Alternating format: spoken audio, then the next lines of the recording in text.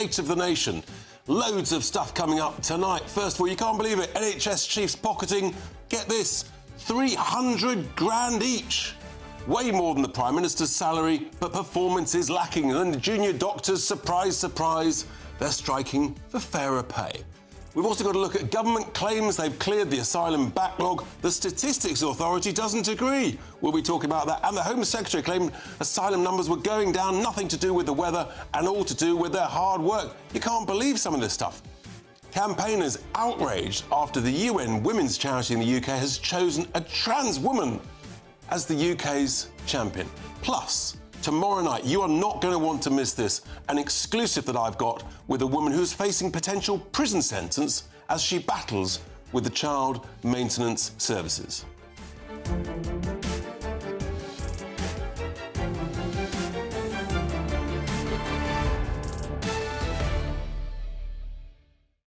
And I'll be joined by a somewhat shy and retiring panel, the former editor of The Sun, Kelvin Mackenzie, and the historian and broadcaster, Tessa Dunlop. And of course, don't forget to email me. I want to hear your views, mailmog@gbnews.com. But first of all, before all of that, it's time for the news of the day with Sophia Wensler.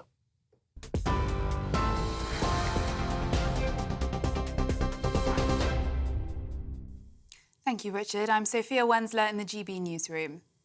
Another yellow weather warning for heavy rain is on its way for tomorrow after Storm Henk battered parts of the UK last night.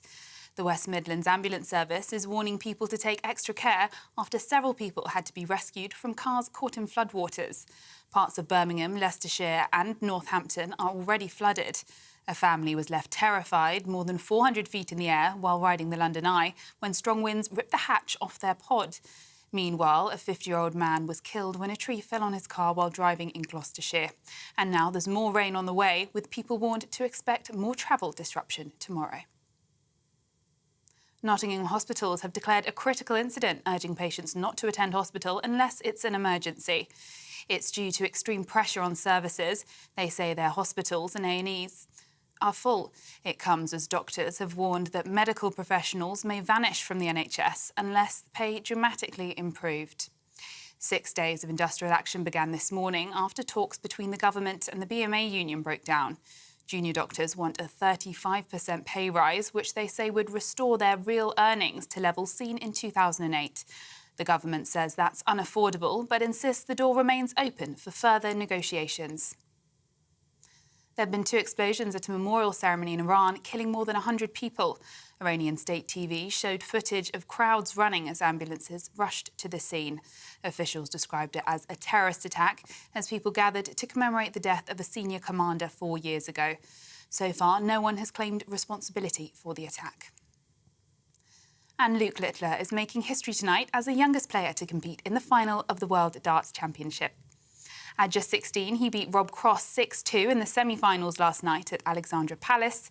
Now he's taking on the new world #1, Luke Humphries, in the final. Eurostar has been given a warning by the advertising watchdog after promoting special fares that were available to very few people. The train company invited customers to soak up every second of summer with a European getaway for just £39. But the Advertising Standards Authority found a very small portion of seats available at the price, describing the promotion as misleading. Eurostar says it takes complaints seriously and will ensure it doesn't happen again. This is GB News across the UK on TV, in your car, on your digital radio and on your smart speaker by saying play GB News. Now it's back to Richard.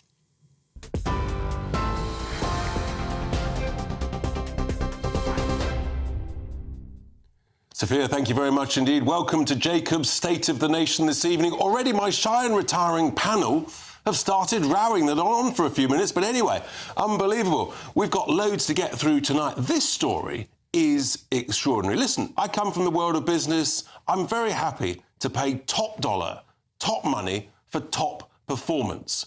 The issue is when NHS chiefs at many trusts are being paid serious money, up to £300,000 a year, big bonuses and pension boosts, when actually they've got some of the longest waiting times. Look, in the world of business, if you run a big £1 billion turnover company and you perform fine, you're due the big bucks, and everybody understands that, you generate growth and employment, fantastic.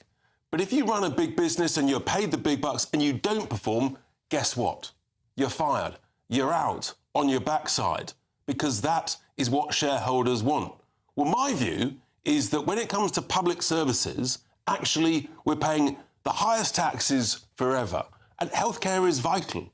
We want people to do a good job. But surely there has to be some accountability when actually the bosses of the trusts don't perform. That is the key thing. Now, many may say that packages of £200,000 to £300,000, way more than the Prime Minister receives, is the big bucks. And it's about 8 to 10 times more than the average salary. It's an incredibly good salary. Yes, it's true.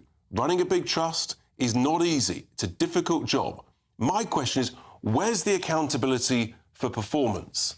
That surely is the key question to demand. And of course, we've got to talk about the junior doctors. It's all linked into performance, delivery, value for money, getting stuff done, getting the waiting lists down. The Prime Minister pledged it.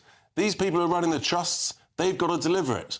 Well, joining me now to discuss this is my next guest, Dr. Julian Spinks, who at the crucial moment has just frozen. Maybe he's been put off by my monologue. No, I think he's now ready with me. He's an NHS GP. He's the director of Medway Practices Alliance, Dr. Julian Spinks. Thank you very much indeed for joining me, Julian, on this big topic. It's a really important issue, and I hope you heard my opening remarks there. Look, I come from the world of business. I don't mind paying people to perform, to deliver, whether it's in business or whether it's in the public sector. Ultimately, in a sense, in the public sector, the taxpayer is the shareholder. And people like the chiefs of the NHS trusts, they've got a big job. No one's saying it's an easy job. But the question is, are they performing? And if they're not performing, if they're running some of these dozen or so trusts where waiting lists are give or take a year long, where's the accountability, Doctor? Yes, I'm just like you. I want to see value for money. And it's not like sort of commercial property things where you're looking at, are you producing things cheaper? What you're looking at is actually the better value for money you have, the more work you can do in the NHS and the quicker you can do that work. And I do agree that I work in circumstances where I have a degree of performance-related pay. If I don't perform, I don't get that pay. And so it does seem strange that chief executives of some hospital trusts will continue to get a bonus even though they haven't actually hit those targets. That's the key point, isn't it? It is, yeah, absolutely. I think that if you sign up to something and it says, well, if you achieve the following things, you will get a bonus, absolutely fine. You should get that bonus if you do it. It is a very tough job being a chief exec of a hospital. They're very complex businesses these days. But to just say, well, we'll give it to you anyway, you're halfway there or whatever, I don't think that's right. There does have to be some account taken of the fact that some things are out of their control. You've said about the junior doctor strike, that's made it much more difficult to get waiting lists down. So they're more likely to miss out on hitting a target. I just want to pick you up on that, actually, Julian, about the junior doctors in hospitals. Because here's the thing. If all these trusts were independently run, you're given a budget at the beginning of the year, you're responsible for the pay and performance of every member of staff in your hospital, including the junior doctors, I'm pretty sure we wouldn't be in the pickle we're in now with the junior doctor strike. I'm pretty sure a good chief exec of these trusts would organise it so they get performance, they cut out the waste, they cut out the middle management that doesn't need to be there, that we all know is there, the massive levels of waste, and then they could actually afford to pay more for the junior doctors. They could get stuff done, reach a deal with the staff, and we move on and we get some performance. That's what I'm about. What about you? Well, yes, some of those middle managers are definitely needed, and actually the NHS is slightly more efficient than most health services. I'm not buying that, I'm sorry. Well, you'd be amazed how much some other countries actually pay for the admin side of things. However, there are places where there is waste. Some of it is generated right from the top of the NHS because people spend hours filling in forms and reporting back on things that they really don't need to do. I know as a GP, the amount of time my poor practice manager spends filling in forms to send back, and I spend 40% of my time doing paperwork. Now, that could be cut out. But at the same time, you're right. The chief execs aren't responsible for the junior doctors' pay. They don't have control over the pay of the people that they're going to employ. And so they don't have that ability to say, do you know what, I'd rather spend more money on a junior doctor, pay them more, and recruit better. Fantastic. I think actually we've reached a level of agreement, because in no business that you run are you basically subject to someone else negotiating the pay of your own staff. I mean, that's the bottom line about this. And it feels to me that we've identified a crucial point. And of course, you've then got the involvement of the unions, and that's fine, you get union involvement. How long do you think, just finally, Doctor, do you think this junior doctor strike is going to go on? Or have they lost so much public sympathy that this will be the last one? I think heads have to be knocked together, and that's both the BMA and the junior doctors and the government, because both are saying the other one have got to make a move first. And of course, neither are doing anything because they don't want to lose face. So unless something happens to shift that, we're stuck at the moment, and everybody's suffering, particularly the patients who are waiting to be admitted. That's the key point, Doctor. The patients are suffering, the taxpayers are suffering. Thank you very much for joining me on Jacob Rees-Mogg's State of the Nation this evening. Well, I think I'm going to turn to my left, to my wonderful panellist, Tessa Dunlop. Tessa, I'm right, aren't I? Basically, the chief execs of these trusts, they should set the pay and conditions of everybody in their hospital. They're held responsible. If they perform great, give them a bonus. If they don't, fire them. I worry greatly about you trying to sort of trigger a culture war between the chief execs and the medics. I don't think it'll work. First, just let's take the issue of the NHS workforce, of which 2% are managers. That compares with the average British workforce, where 9.5% are managers. So actually, the thin line at the top is virtually transparent. It's working You're telling me everybody else is front line? Come on, give me a break. No, not we all know that managers. We all know that middle management in the NHS is grotesque, the back office size. But get to my point. I'm right, aren't I? The chief exec should be responsible for this, for the packages of those in the hospital, and we wouldn't have this junior doctor strike. So you want to take out the hottest political potato of all time and turn it into a postcode lottery, which incidentally already... No, I want these hospitals to be run like competent, well-performing businesses. Like privatised companies? No, by decent, well-run businesses. No, it's not. I mean, I heard you today with your political campaign, 5% cuts across the board. How are you going to get 5... It's called performance management. It's called cutting out waste, Tessa. You know I'm right. You just don't want to agree with me. I'm going to tell you what will happen. In this country, we not only are historically undermanaged in our NHS,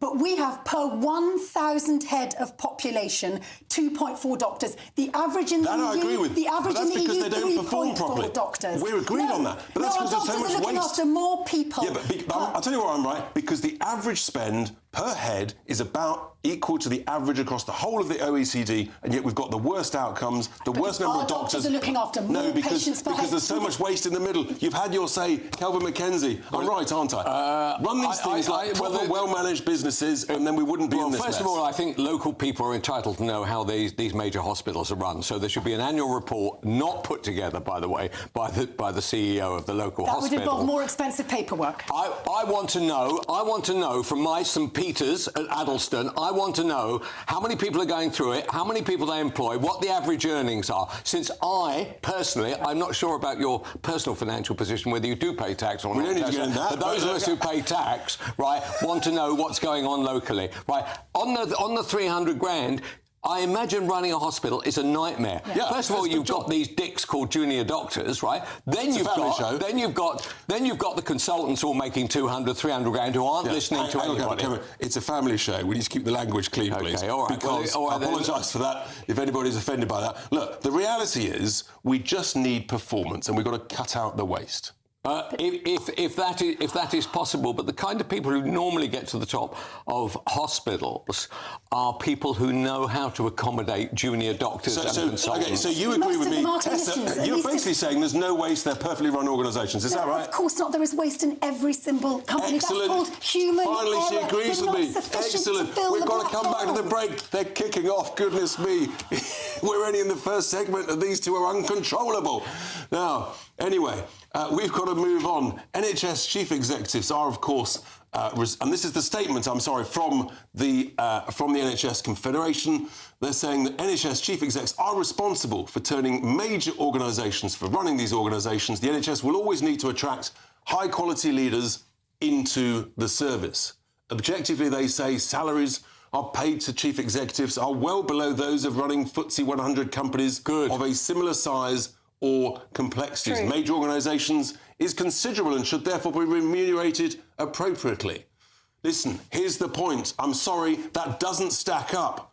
People who run FTSE 100 businesses, I know some of them. I run a FTSE 250 business myself. If you don't perform, you're fired.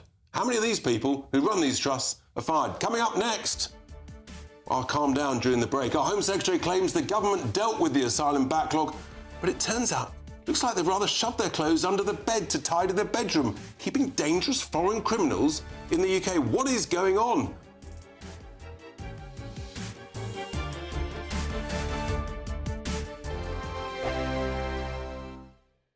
Good afternoon, Britain. Good afternoon, Britain. Join us, Tom and Emily, To find out what's happening in the heart of Westminster. and why it matters to you.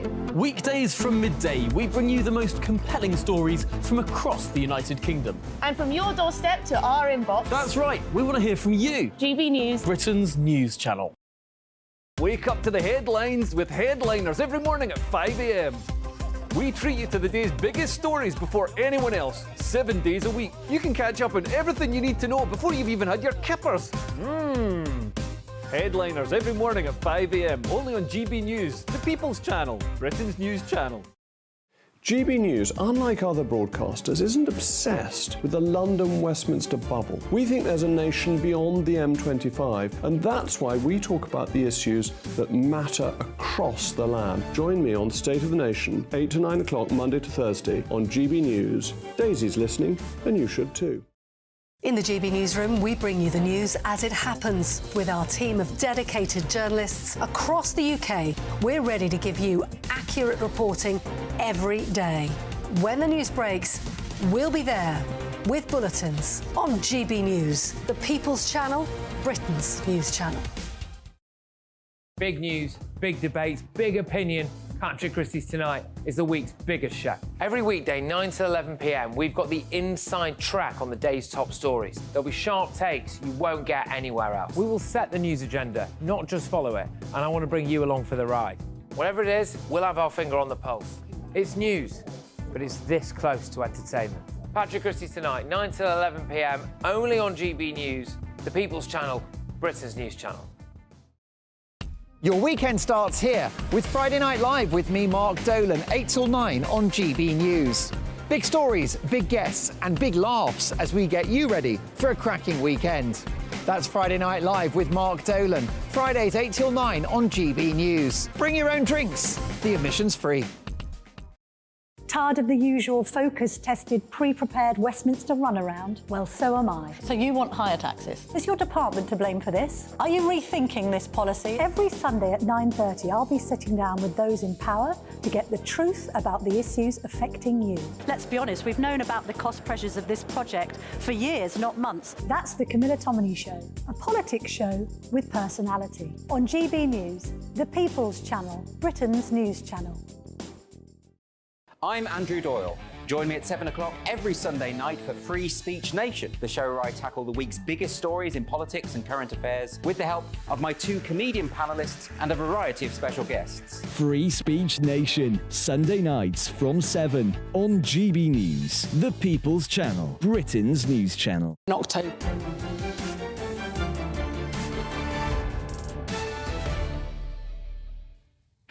Welcome back to State of the Nation. I'm Richard Tice. This is, of course, Jacob Rees-Mogg's show. I'm here tonight and tomorrow night. Now, we've been discussing the NHS fat cats bosses who've reportedly pocketing way more a year than the Prime Minister. You've been sending your views. We had a pretty robust exchange with the doctor down the line and my brilliant panel. Well, here we are. George says, if you'd undergone 7 years of training followed by 6 months understudying a consultant physician and another 6 months understudying consultant surgeon, would you be happy with £14 an hour? They could earn that much in Tesco. I get the point, George, but It's not working under the current system. There's way too much waste. We're all agreed on that. If the bosses, the chief execs run it and are responsible for their budget, we'll be in a different place, in my view. Gary says working people who've contributed to the NHS do not deserve to experience delays in treatment for which they've already paid. It's a disgrace. Well, here we are. We're 3 days into the new year, and it seems to me that the government has already got itself into a right pickle about a number of issues, so much so that the Statistics Authority has actually been questioning the Prime Minister and the Home Secretary. And to discuss all of this and the latest shocking decision by immigration judges about a criminal not being deported is, of course, our brilliant panel, the former editor of The Sun, Kelvin Mackenzie, and the historian and broadcaster, Tessa Dunlop. Now, here we go. So we've got the crossings. The last crossing, it's quite interesting, actually, was on the 16th of December. Why? Because since then, we had not one, not two, not three, but 4 storms. They're now named storms. Makes it a bit more scary. If you're worried about climate change being a serious problem, there we are. That'll just get that in for Tessa. So we've had 4 storms in between, so we've had no crossings. But the Home Secretary seems to think that it's down to the hard work of the government and the authorities. The truth is, whatever it is, 30,000 have come across the channel. And the backlog, and I think I've got a graphic here. The government said that they've dealt with the legacy backlog. Let's see if we've got this graphic here, which is just coming up now. Now, you look at this. That's the beginning of the year. That's all the way through the year. So the columns in grey or black on your screen, that's about 100,000. Then you look at the growth on the orange columns on the right-hand side, that's the back end of the year. Guess what? The back end of the year, you're exactly where you started at the beginning of the year. You can't say to any ordinary citizen you've dealt with the backlog when actually the number's still the same. Come on. I was right yesterday. I think I may be right again. Tessa, you've got to agree with that. The backlog is the same. They haven't dealt with. They've been misleading the good British public. You don't like this government. You must agree with me now. I'm going to rename your show. You've got to agree with me, or I'm right, aren't I? Richard Tice. I think, first of all, to clarify what you were trying to say about that graph, is that they got rid of 100,000 asylum claim processing. So they've processed 100. And they've got another 100 to go, 98,000 So they're back to square one at the beginning of the year. They've made no progress at all. In fact, they're in a negative equity because there are 4,500 which they processed but have unresolved. Because a lot of people in dinghies don't come over with paperwork, so it's quite hard to work out. They throw it away. Some of them do, some of them, but guess what? The first thing they do is chuck their mobile phones and then they throw their passports away. If you have come all the way from Afghanistan, OK, by hook or by crook, you might end up at the other side of the channel without paperwork, not through any fault of your own. So you're in favour. The point is, the government claim they've dealt with the legacy backlog. What that graph shows is they've got a new backlog. To any ordinary person up and down the country, you're basically saying you've made no progress whatsoever. Do you know, I heard Cleverly trying to justify those statistics. What kind of an idiot does he take us for? That's what consistently he's never met you, has he? Now, steady on. I'm That's sorry. what consistently offends me about this government. They think they can pull the wool over our eyes, and it's them that has put boats front and centre. I would be looking at this news agenda, and you're right, I would be putting floods and climate change front and centre. But no, we're focusing on the boats that actually is the silver lining for this Conservative government that's come out of climate change, that they can't cross, so the We've only numbers got are an falling. hour. The floods are serious. Floods happen every year. No, okay? don't let climate denier undermines your authority. Right. So the bottom line of it is, actually, every time there's a war anywhere in the world, suddenly we have tens of hundreds of thousands coming over here. We can't take that. We've just had the debate going on about the NHS. It can't cope, right? And there's lots of other areas of public services funded by taxpayers, you may know some, right, who actually are saying we don't want this anymore. So the bottom line for this is we have to stop this, right? Or are you in favour, actually, perhaps Tessa, you'd like to tell us, are you in favour of the nation changing? Because if you are, why don't you tell the viewers of GB? The nation changing? There are two separate issues. Automatically changed, isn't it? Yeah, there are two separate issues here. One is asylum seekers. I'm happy to talk about this. It's going to change the nature of Great Britain. This is my show on behalf of the good Sir Jacob. We're talking about the backlog. We never argue with Jacob. And how lovely. We're talking about the backlog. We've agreed that they've made no progress on it. We've agreed that actually the Home Secretary is spinning the data. That is the key point. And we've agreed essentially, if you don't stop the boats, you're going to spend billions of pounds every single year, in a sense, forever. And there's no progress in stopping the boats at the moment. No, and it is a shocking Tory mistake. It's been going on for years now, and it's going to become a shocking Labour mistake. Well, talking of shocking, more likely to be more of them, talking of shocking, rather than less. This is shocking because Gilosh Kalitsai, who is 42, has been allowed to remain in the UK despite being the boss of a multi-million-pound gang on drugs, and he was expelled. He came back to the UK. He was stripped of his dual nationality, but immigration judges have granted his appeal against his removal because the Home Office failed to take sufficient account of his human rights and other claims. What is going on with these judges? I don't know what's up with the judges. In this particular case, that guy's in jail right now. He got 6 years for money laundering, taking 8 million out of the country in his very successful... The National Crime Agency say he is a crime lord. Why on earth are we allowing him to stay? And in what way is he entitled to any human... Before I go to the break, I've got to get Tessa's view. Surely when someone is a clear criminal like this, then we shouldn't be keeping them because of their human rights. They should go back to their country. I'm not going to die on the altar of defending a migrant's case about which I know very little, but I would just like to say one of the clear-cut ways of improving the crossings, stamping out the illegality, saving lives, is to have better relations with Europe, which is why I believe if there's an early election and we flush the plug on this turd of a government, we might be in with a shout. It's a family show. I can't keep my panel from not... Sorry, I was better than him. I was cleaner than Kelvin. Right, it's a family show, team. Let's keep it clean. Thank you to my slightly fiery panel this evening. Coming up next, will 2024 be a year of redemption and good news in the housing markets? We'll be talking about that. We've got some of your views earlier on this. Also, decisions being made by ministers on WhatsApp. Surely they should be officially recorded. You've got nothing to fear. In my view, if you've got nothing to hide, stay with us.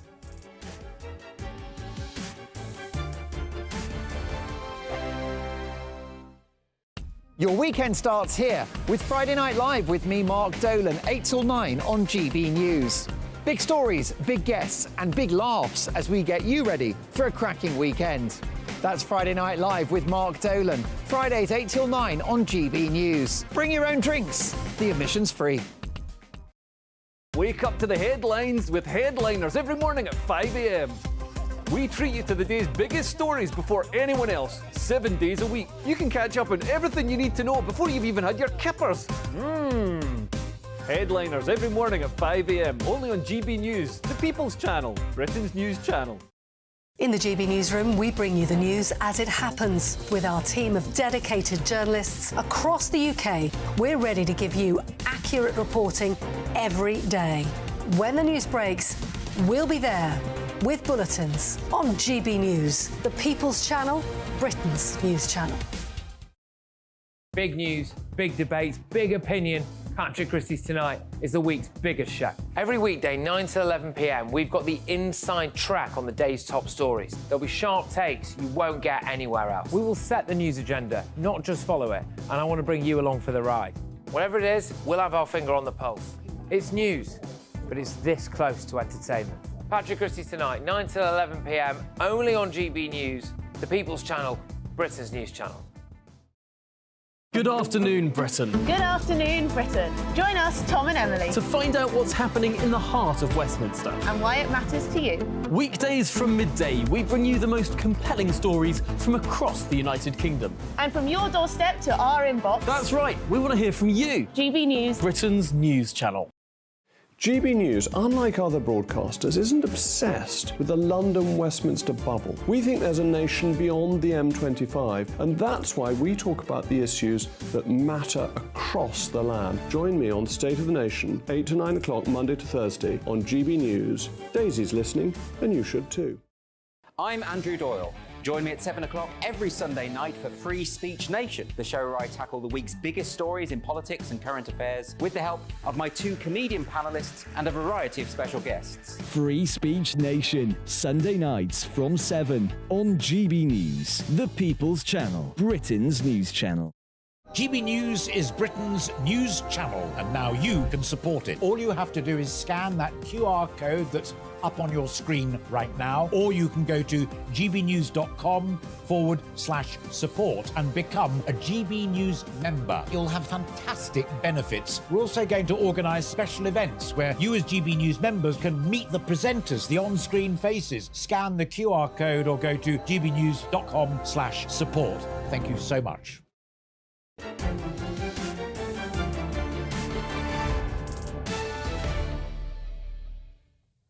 Welcome back, my friends, to State of the Nation. I'm Jacob. No, I'm not. I'm Richard Tice. I'm here tonight and tomorrow night. It's such a fiery panel. It's sort of hard to keep up. We've been discussing Border Force's frightening migrant forecast for this year. And you've been sending in your views, loads and loads of emails coming in. Steve said, why are these heads of NHS not being sacked for the failure? Instead of they get paid more. Steve, you're quite right. It's totally wrong. Steve says sack them. You know, we just want performance. That's what happens in the real world. Lewis says, I don't agree with the junior doctors' strike. When they've applied for their jobs, they knew exactly what their salaries would be. As for their threat of the UK, leaving the UK, let them go, says Louis. But don't forget to pay back the government for the money they invested in the training. Look, actually, I don't want people to leave. I want them to be properly rewarded for the job, but I want to cut out the waste. I want to get productivity in. That's what should happen. And a decent chief exec of these trusts would make their businesses, their hospitals perform properly. Well, we do have, amongst all of this challenging news, we've got some good news, because actually the Times is reporting that mortgage rates are beginning to go the other way. Having seen huge increases last year, rates are beginning to reduce. So, for example, the Halifax has just reduced the 2-year fixed rate from 5.64% to 4.81%. That's just over 0.8%. This is a serious reduction very, very quickly. I'm delighted to be joined in the studio by the economist at the Institute of Economic Affairs, Catherine McBride. Finally, Catherine, New Year optimism, some good news. We should celebrate that, shouldn't we? Oh, definitely. And it was started last year when we had some very good inflation numbers. So most people less in the bad city... inflation numbers. Well, yeah, less bad. You're trying to be an optimist, all right. Yeah, but it meant that everyone is expecting the Bank of England to start cutting rates next year, possibly earlier than they were expecting to. They're building in about 2 cuts of about 0.25%. So we'll see what happens. Each of both of them. So that could be like 0.5% cut in the base rate. Yes. So that's the future direction, is it? Yes. And in your view...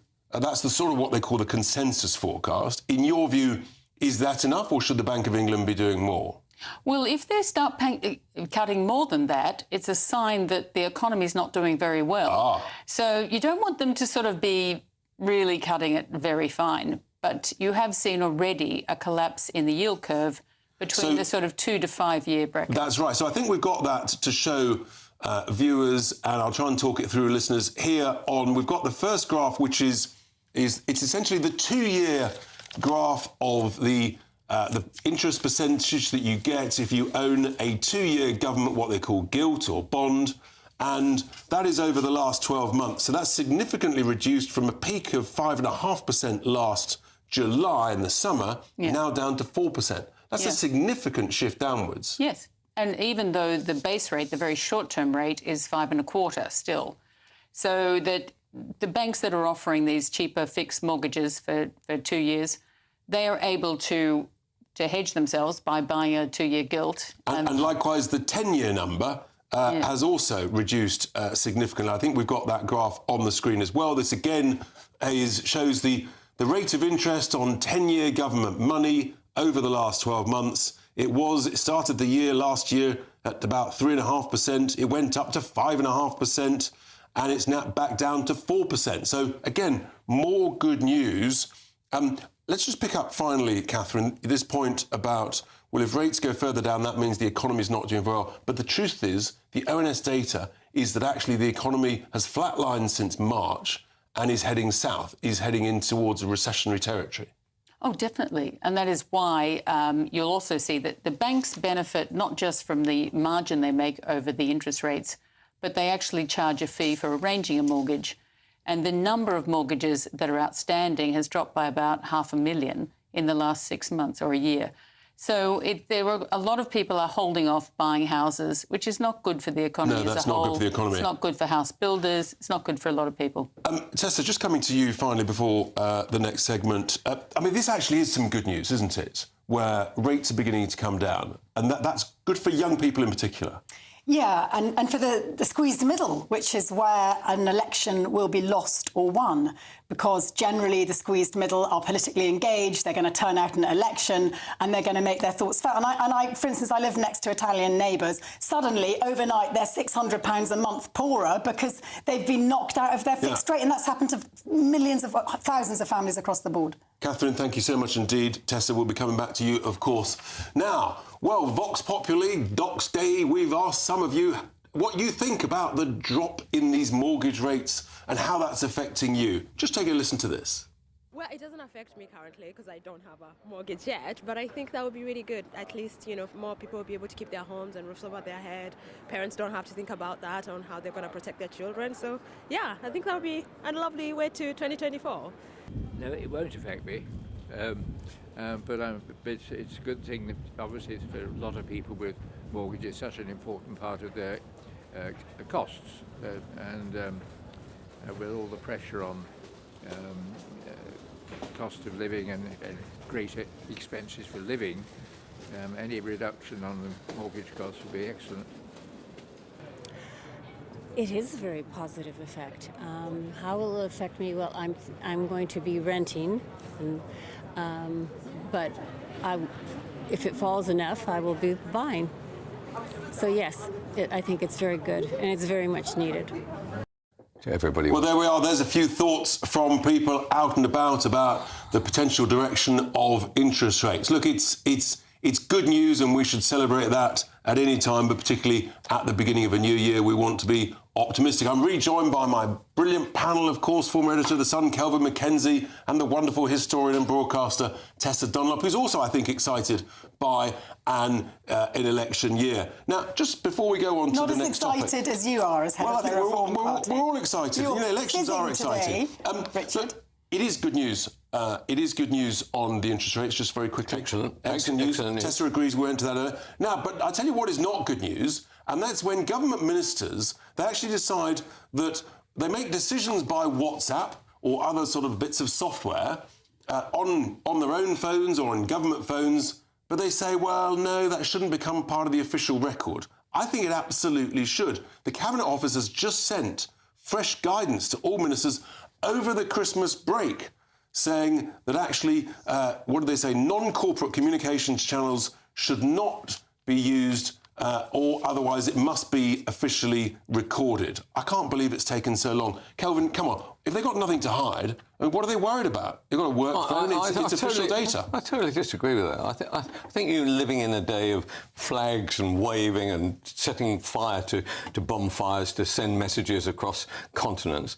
Ridiculous. It is the modern way just to go like that. Yeah, and when you say, are you in, for instance, on a policy debate, for instance, on migration or whatever, NHS, said, this is what we're proposing, are you in? And a cabinet minister says yes, another one says no, and they can work out what the numbers are. Whether it's official government document. You can't hide it. It should not be an official government document. It's a work phone. No, the debate that takes place in Parliament is the official explanation to the nation. No. Right? What goes on in the background? For instance, people are saying things like, for instance, for God's sake, don't say that because Tyson Farage will come up with this and all that kind of thing. That's the normal biff and bat of politics and should be conducted on WhatsApp, but it should not have to be sat there and analysed by everybody else. If that's conducted on email, then it is actually subject to freedom of information. Just to clarify, it's the same point. Tessa, what are your thoughts on this? Legally, government officials and politicians politicians are obliged to make a record of note of decisions that are made.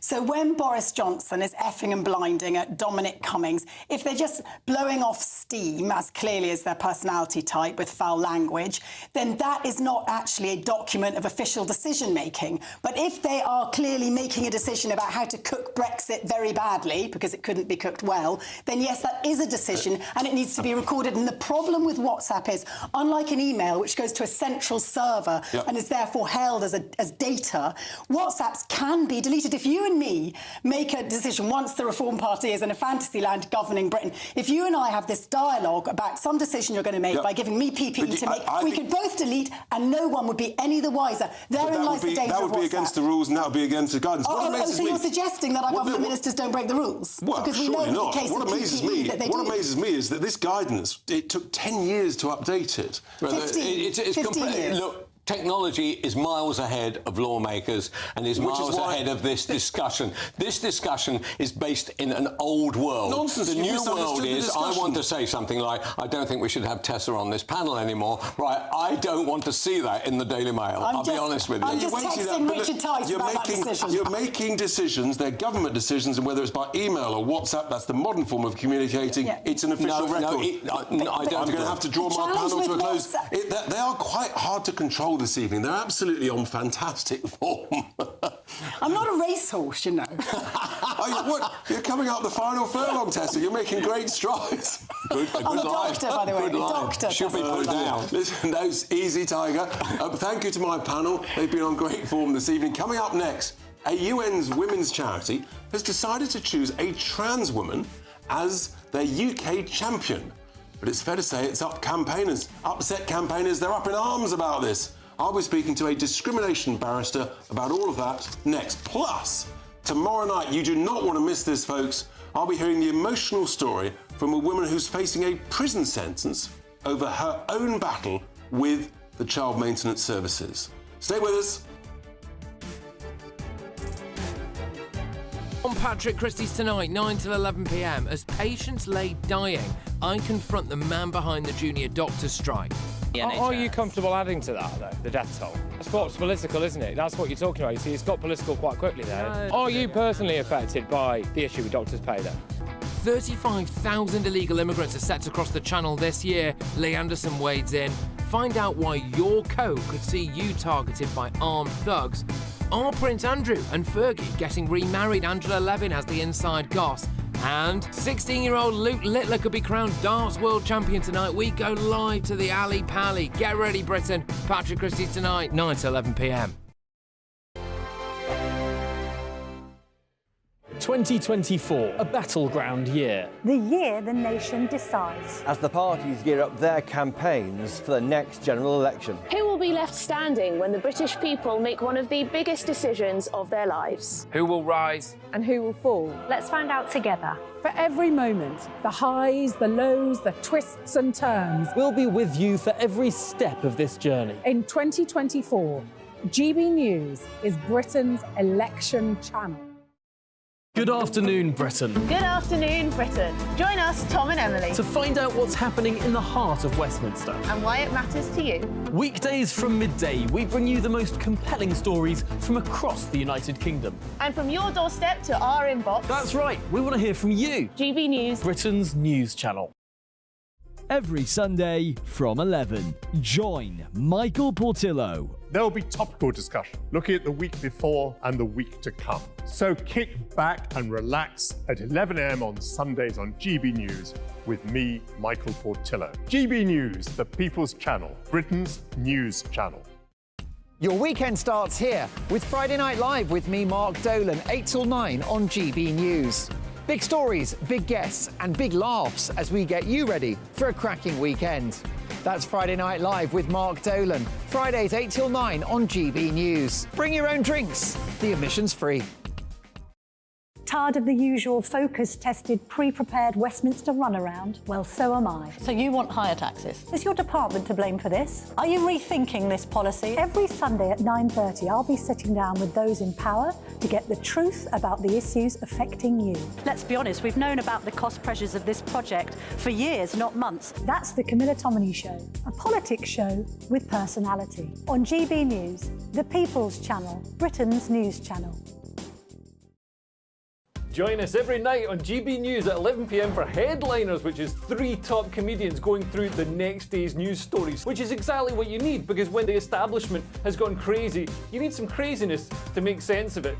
Headliners. You don't have to bother reading the newspaper. We've got it covered for you. Every night at 11 p.m. and repeated every morning at 5 a.m. We won't send you to sleep like some of the other paper review shows out there. So join us 11 p.m. every night on GB News. The People's Channel, Britain's news channel.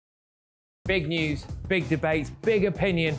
Patrick Christie's Tonight is the week's biggest show. Every weekday, 9 to 11 p.m, we've got the inside track on the day's top stories. There'll be sharp takes you won't get anywhere else. We will set the news agenda, not just follow it, and I want to bring you along for the ride.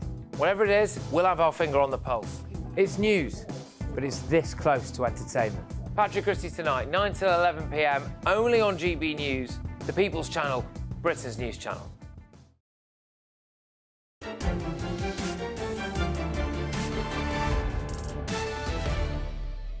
Welcome back to State of the Nation. I am Richard Tice, and you've been kindly sending in your thoughts and your views. Well, John says, "Hi Richard, keep up the good work and put Tessa in her place. She's making outrageous claims about the climate and needs to understand that you know a lot more than she does." John, that's very kind. I mean, look, it's a debate, and Tessa's very entitled to her view, and there's no question that scientists, there's a great deal of disagreement about this. Jill says, "Stop the woke signage on ambulances, cut diversity jobs, artwork, posters and huge wastage on outside contracts. In other words, basically cut the way, start audits on spending, then the doctors, nurses, porters and cleaners would get a decent wage rise." Actually, I think that's the point. I think that the chief execs of these trusts, they need to be responsible for negotiating all of the pay and conditions of their own people in their own trust, their own hospital. That's how it works in business. You're held responsible for your own performance. Well, talking of performance, my final topic of this evening is really interesting because the UN Women UK charity has now just chosen a transgender model as their first UK champion. And they've chosen a biological man, a trans woman now, called Munro Bergdorf. But who's been branded completely unsuitable by no less than 17 women's rights groups who've actually written to the charity.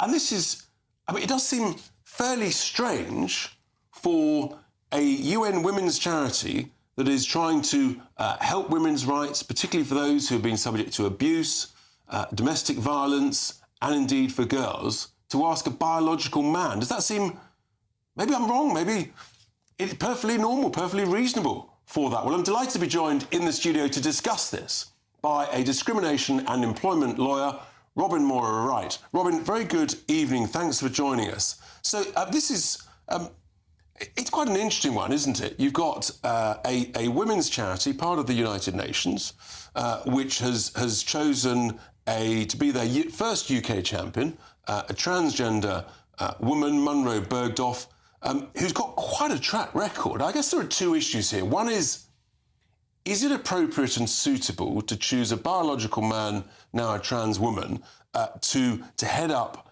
a charity essentially defending and protecting and looking after women's rights? I guess that's question number one. What are your thoughts on that? Well, firstly, she's not heading the charity; she's being a champion of it. So it's the UN is very used to appointing ambassadors, and they're often ambassadors who challenge normal thinking.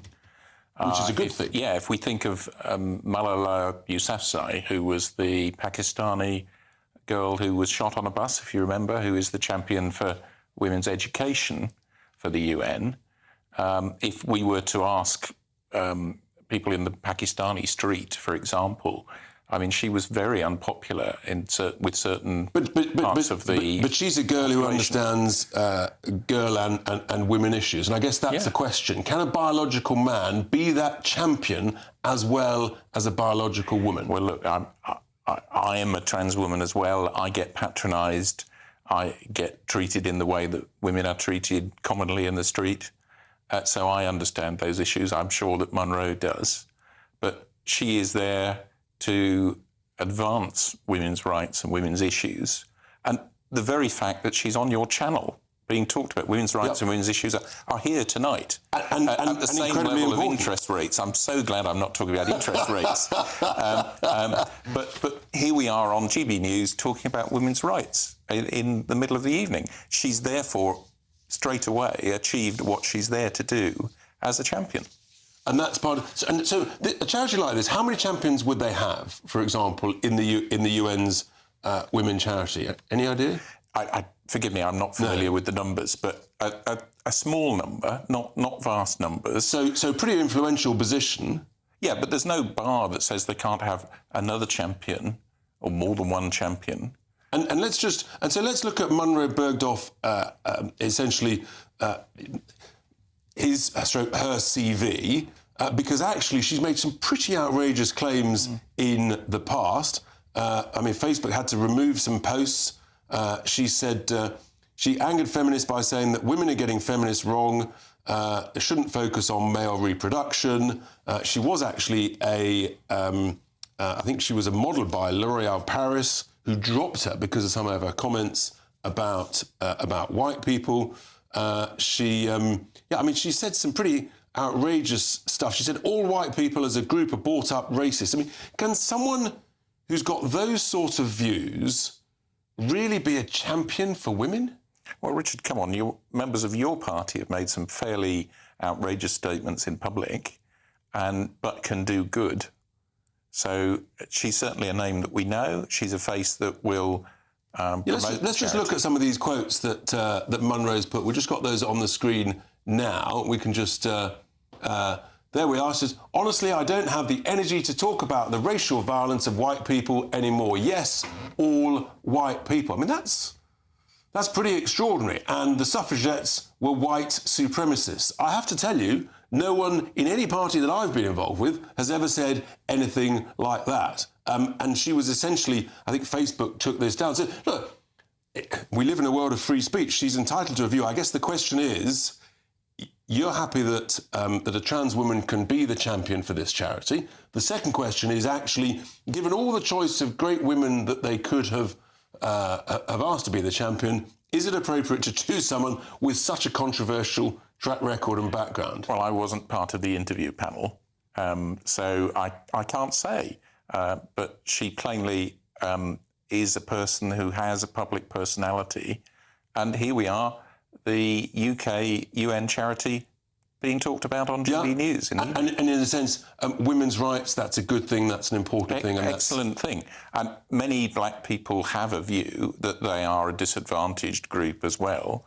Now, that could have been expressed differently than the statements that you've read out.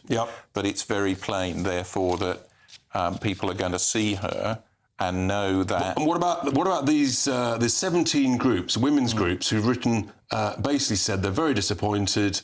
The female population in the UK is more than 33 million, but you've ignored every one of us and chosen a male. I mean, that's pretty punchy stuff as well, isn't it? Saying that Munro's well-publicised activism is not pro-women.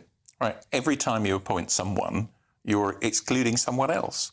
So when the next person is appointed, have all those other people been excluded? But she was dropped. Or have we just picked one? Yeah, and she was dropped, interestingly, as an ambassador. You touched on ambassadors, the importance of them earlier, to a children's charity called Childline because of inappropriate messages that were counter to safeguarding norms. So let's put it like this. It's probably, I think we probably agree, is it a surprising choice to you? It's a controversial choice. It's a controversial choice, without question. Yeah. Well, I think there we are. We've got an agreement on that. We've got a letter from 17 different women's groups expressing their disappointment. And, Robin, thank you so much for your choice on that. Well, I'm interested in your views about that. We can look at that tomorrow. We've obviously got that great interview tomorrow night about the child maintenance service. But up next, of course, it's Patrick Christie's. He's in the studio. What's on the bill of fare tonight, Patrick?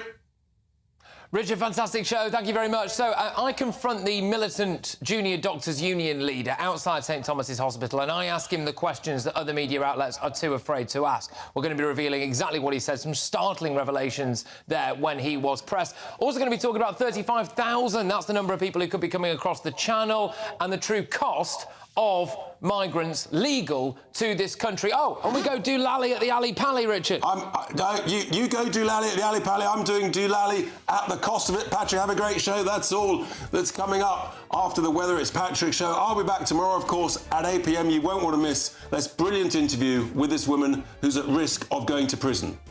A brighter outlook with Box Solar, sponsors of weather on GB News.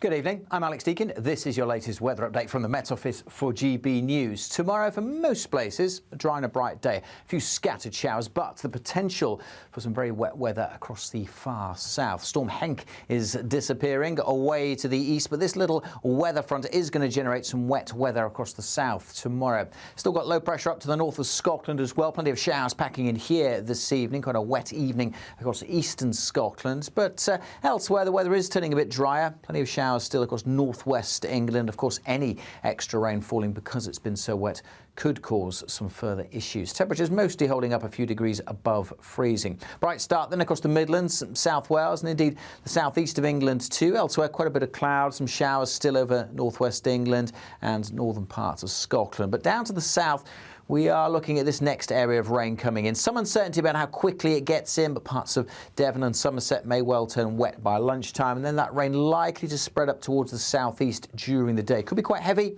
And of course, again, because it's falling onto saturated ground, likely to cause some issues. It may be a little bit further north, it may be a little bit further south. For many, though, it stays dry and bright through Thursday with some sunny spells, temperatures a little above average. That rain should scoot away on Friday, then we're left with a few showers, but the weather is turning drier and calmer through the weekend, but also a bit colder. Goodbye.